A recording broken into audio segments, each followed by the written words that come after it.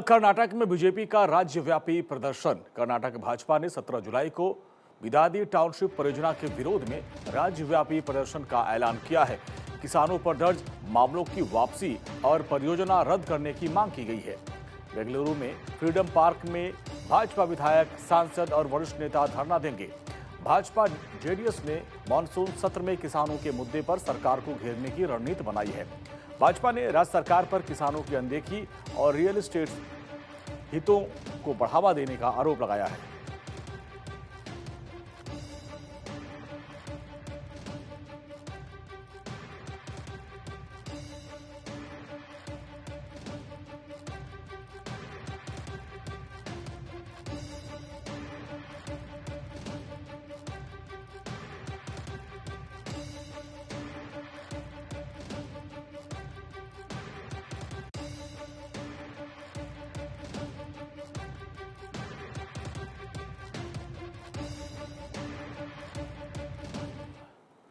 दिल्ली में नीतीश का नया ठिकाना। बिहार के पूर्व सीएम नीतीश कुमार 17 जुलाई को एक दिन के दिल्ली दौरे पर रहेंगे।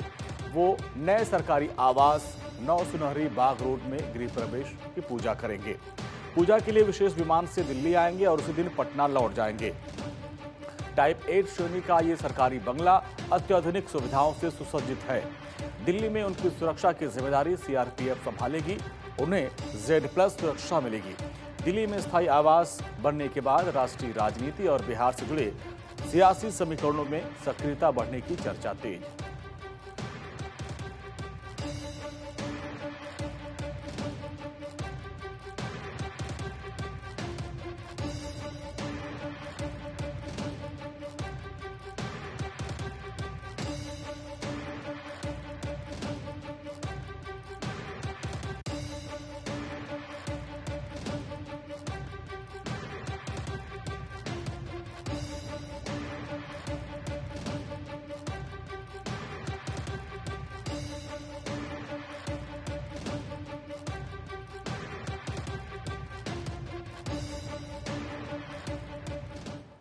17 जुलाई को सीएम मोहन यादव का टीकमगढ़ दौरा। मध्य प्रदेश के मुख्यमंत्री डॉक्टर मोहन यादव कल शुक्रवार को टीकमगढ़ दौरे पर रहेंगे।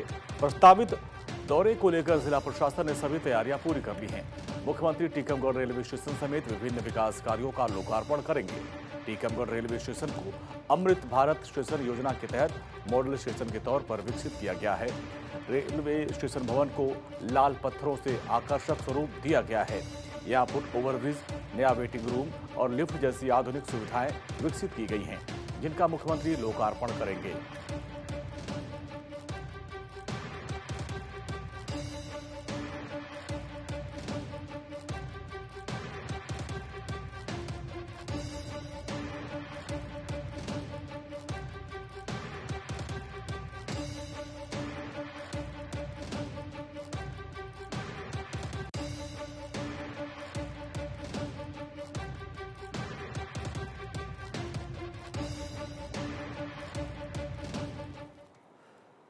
कटनी वाटर टनल का सीएम मोहन यादव करेंगे निरीक्षण।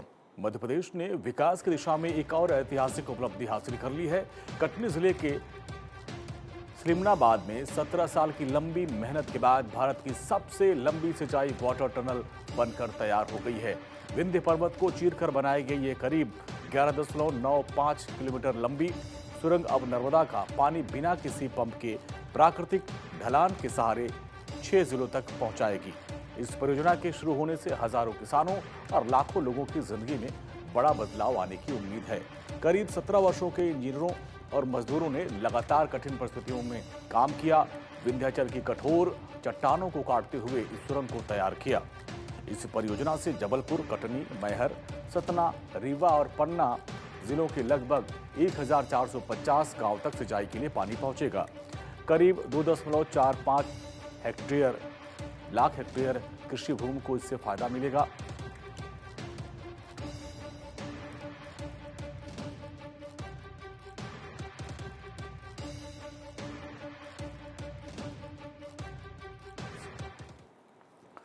कल भारत दौरे पर रहेंगे ज़ांज़िबार के राष्ट्रपति।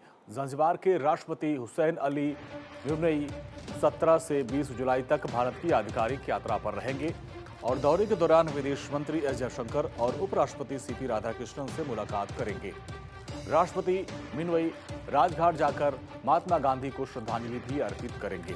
चेन्नई और नई दिल्ली में विभिन्न आधिकारिक कार्यक्रमों में हिस्सा लेंगे। भारत तंजानिया और जांजिबार के द्विपक्षीय संबंधों को मजबूत करने पर फोकस रहेगा।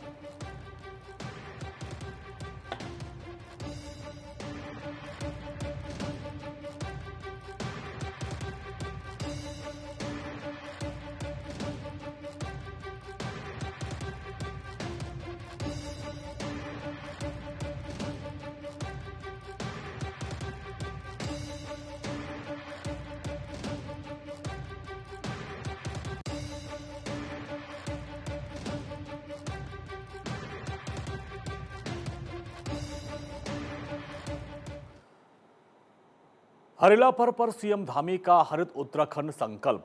हरेला पर्व पर जागेश्वर धाम पहुंचे मुख्यमंत्री पुष्कर सिंह धामी। वृद्ध जागेश्वर मंदिर में पूजा कर प्रदेश की खुशहाली की कामना की। हरेला पर पौधारोपण कर पर्यावरण संरक्षण का दिया मजबूत संदेश। अधिक से अधिक पेड़ लगाने और संरक्षण की जनता से अपील की है। हरेला प्रकृति, संस्कृति और पर्यावरण संरक्षण का प्रतीक पर्व बताया। अल्मोड़ा में जन जन की सरकार कार्यक्रम में हुए शामिल। धार्मिक विरासत और हरियाली को उत्तराखंड की पहचान बताया। धार्मिक आस्था के साथ पर्यावरण संरक्षण का भी सामूहिक संदेश दिया। राज्य में 10 लाख पौधारोपण का लक्ष्य समय से पहले पूरा। अब तक 10,80,000 से अधिक पौधे लगाए गए। पौधारोपण को अभियान नहीं बल्कि जनजीवन की जीवन शैली बनाने की अपील की। जलवायु परिवर्तन से लड़ाई में वृक्षारोपण को सबसे प्रभावी उपाय बताया। युवाओं से हरित उत्तराखंड अभियान में बढ़ चढ़कर जुड़ने का आह्वान किया। महिलाओं और स्वयंसेवी संस्थाओं की भूमिका की मुख्यमंत्री ने सराहना की। हरित उत्तराखंड के लिए जन भागीदारी को सफलता की सबसे बड़ी कुंजी बताया।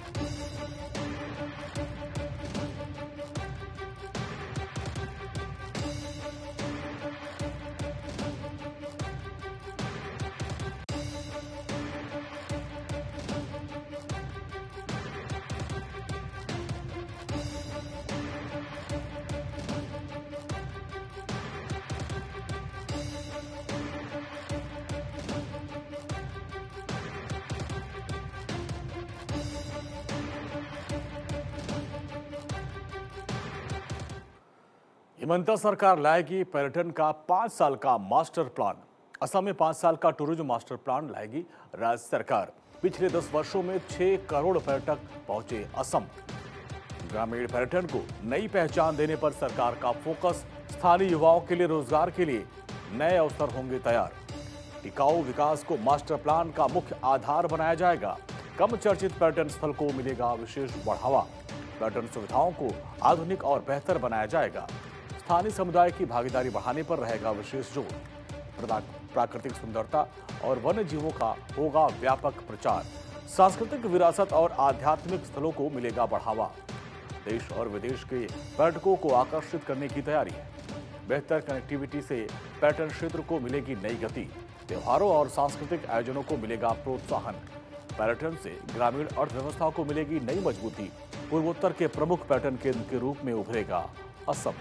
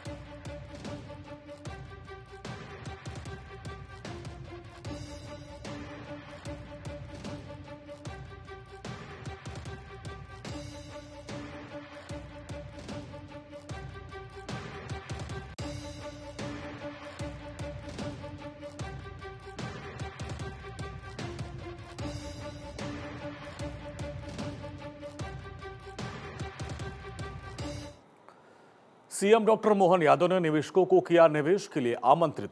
मध्य प्रदेश के मुख्यमंत्री डॉक्टर मोहन यादव नई दिल्ली स्थित भारत मंडपम में 16 जुलाई को आयोजित भारत टैक्स 2026 में सम्मिलित हुए। उन्होंने यहां देश और विदेश के प्रमुख टेक्सटाइल निवेशकों, उद्योग के प्रतिनिधियों और वैश्विक ब्रांड्स के साथ राउंड टेबल बैठक की। बैठक में उन्होंने मध्य प्रदेश की निवेश अनुकूल नीतियों, टेक्सटाइल के क्षेत्र में अपार संभावनाओं और उद्योगों के लिए उपलब्ध सुविधाओं से निवेशकों को अवगत कराया। मुख्यमंत्री डॉक्टर मोहन यादव ने कहा कि प्रधानमंत्री नरेंद्र मोदी के नेतृत्व में सभी क्षेत्रों में विकास की बयार बह रही है। केंद्रीय वस्त्र मंत्रालय के सहयोग से मध्य प्रदेश टेक्सटाइल और गारमेंट सेक्टर में उपलब्ध संसाधनों का बेहतर प्रबंध करते हुए इस क्षेत्र में कपड़ा उत्पादन और रोजगार दोनों को बढ़ा रहा है। मुख्यमंत्री डॉक्टर मोहन यादव ने कहा कि प्रधानमंत्री नरेंद्र मोदी धार जिले में देश के पहले पीएम मित्र पार्क की आधारशिला रखी है। इससे प्रत्यक्ष और अप्रत्यक्ष रूप से 3 लाख लोगों को रोजगार मिलेगा और मालवा निमाड़ अंचल में 6 लाख से अधिक कपास उत्पादक किसानों को बड़ा लाभ मिलेगा। पीएम मित्र पार्क खेत से लेकर कारखाने और यहां से गारमेंट इंडस्ट्री और वैश्विक बाजार तक पहुंच आसान हो जाएगी। उन्होंने कहा कि मध्य प्रदेश केंद्र सरकार और वैश्विक ब्रांड्स के साथ चलने के लिए तैयार है। हमारे अधिकारी निवेशकों को पॉलिसी जरूर बता दी, लेकिन यहाँ मौजूद उद्यमियों के पसीने में अनुभव की बहुत बड़ी पूंजी है। उद्योगपतियों के कथन राज्य सरकार को तेजी से और आगे बढ़ाने के लिए प्रेरित कर रहे हैं। मुख्यमंत्री डॉक्टर मोहन यादव ने कहा कि राज्य सरकार ने उद्योगपति और निवेशकों से किए अपने सभी वायदे पूरे किए हैं। सभी सेक्टर्स में उद्योगपतियों और निवेशकों को सब्सिडी के रूप में उनके हक की राशि डीबीटी के माध्यम से ट्रांसफर की जा चुकी है। प्रदेश सरकार ने 1.5 साल में लगभग 5,500 करोड़ रुपए की राशि उद्योगपतियों को सब्सिडी के रूप में दी है। उन्होंने उद्योगपतियों और निवेशकों को मध्य प्रदेश में अपना उद्योग स्थापित करने का आमंत्रण दिया।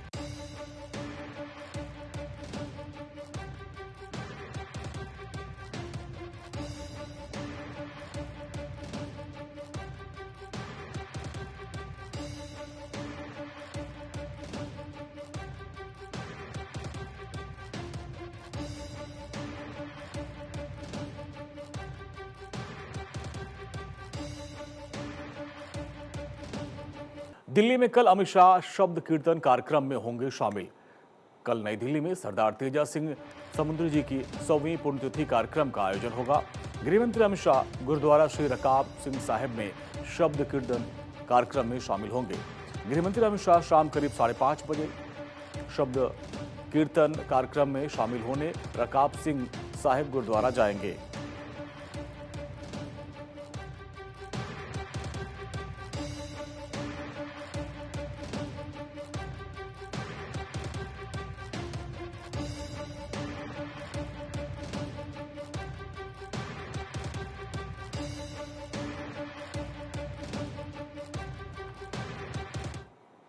आईपीएस अधिकारी अरुण दुग्गल का कल जयपुर में होगा अंतिम संस्कार। राजस्थान पुलिस के पूर्व महानिदेशक पुलिस कारागार और 1969 बैच के वरिष्ठ आईपीएस अधिकारी सेवानिवृत्त अरुण दुग्गल का निधन हो गया। उनके निधन से राजस्थान पुलिस प्रशासनिक सेवा, सामाजिक एवं जनप्रतिनिधि वर्ग समेत सभी क्षेत्र में शोक की लहर दौड़ गई है। वो प्रसिद्ध समाजसेवी स्वर्गीय डॉक्टर सूरजमल दुग्गल के सुपुत्र थे। अपनी सादगी, प्रशासनिक दक्षता, अनुशासन और निष्पक्ष कार्यशैली के लिए जाने जाने वाले अरुण दुग्गल को राजस्थान पुलिस के कुशल और दूरदर्शी अधिकारी के रूप में हमेशा याद किया जाएगा। उनके निधन पर कई वर्तमान और सेवानिवृत्त पुलिस अधिकारियों, प्रशासनिक अधिकारियों, सामाजिक संगठनों और शुभचिंतकों ने शोक व्यक्त करते हुए श्रद्धांजलि अर्पित की। परिजनों ने बताया, उनकी अंतिम यात्रा 17 जुलाई को सुबह 10 बजे निवास स्थान से रवाना होकर आदर्श नगर मोक्ष धाम पहुंचेगी और जहां उनका अंतिम संस्कार किया जाएगा। सितंबर 2025 में वो हुए थे सेवानिवृत्त। उन्होंने राजस्थान पुलिस अकादमी के प्राचार्य, सीआईडी, सीवी, विजिलेंस, एसीबी समेत कई विभागों में प्रभावी नेतृत्व दिया।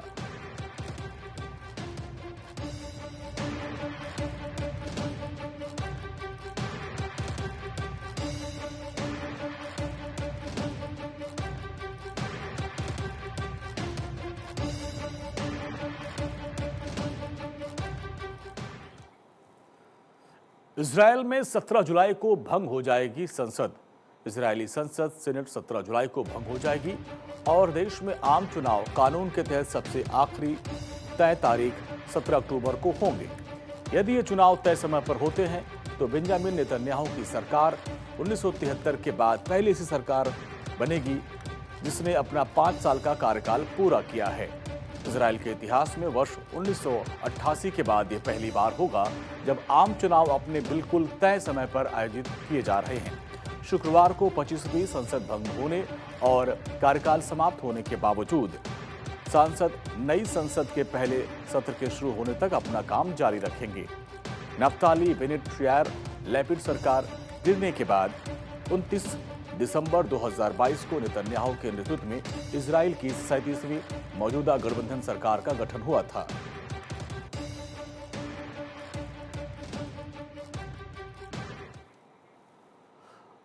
रायपुर में राज्यपाल ने निभाई छेरा पहरा रस्म, सीएम हुए शामिल।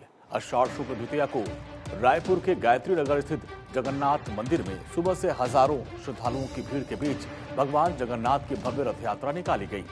इस पावन अवसर पर छत्तीसगढ़ के राज्यपाल रमेन डेका और मुख्यमंत्री विष्णु देसाई ने मंदिर पहुंचकर छेरा पहरा की पारंपरिक रस्म को निभाया। पूजा अर्चना और रथ यात्रा के इस कार्यक्रम में राज्यपाल और मुख्यमंत्री के साथ रायपुर के सांसद ब्रजमोहन अग्रवाल और जगन्नाथ सेवा समिति के संरक्षक पुरंदर मिश्रा भी शामिल हुए। मुख्यमंत्री और राज्यपाल ने महाप्रभु जगन्नाथ, भगवान बलभद्र और माता सुभद्रा के दर्शन किए। देश और छत्तीसगढ़ राज्य की खुशहाली, सुख शांति और समृद्धि की प्रार्थना की। सुबह 7 बजे विशेष पूजा, अभिषेक, वैदिक मंत्रोच्चार के साथ हवन किया गया और फिर राज्यपाल और मुख्यमंत्री की उपस्थिति में पूर्णाहुति, महाआरती और विशेष भोग अर्पण संपन्न हुआ।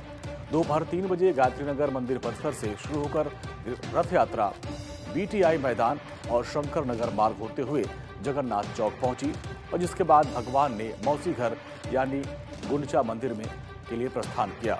रथ यात्रा महोत्सव के दौरान भक्तों के बीच भारी मात्रा में 21 कुंटल पारंपरिक मूंगज प्रसाद के वितरण की विशेष व्यवस्था समिति द्वारा की गई।